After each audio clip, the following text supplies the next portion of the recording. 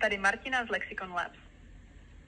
V současné době rozšiřujeme počet firem, kterým pomáháme analyzovat jejich nahrané hovory pomocí umělé inteligence. Je u vás někdo, kdo je zodpovědný za call centrum nebo za kvalitu telefonické komunikace se zákazníky? To člověka vám nemůžu takhle předat, ale řekněte prosím ještě jednou, co nabízíte? Proč voláte? Jasně, řeknu to jednoduše. Naše řešení automaticky analyzuje vaše nahrané hovory.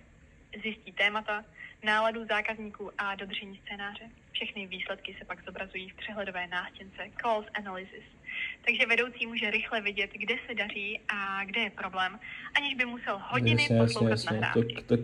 Teď hledáme firmy, které by to chtěly vyzkoušet. Kdyby vás to zajímalo, mohu se zeptat, kdo je u vás nejlepší kontakt? To asi budu já. Můžete mě kontaktovat.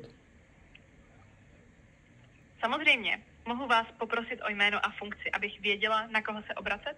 A pokud byste měla i přímé číslo nebo e-mail, bylo by to skvělé.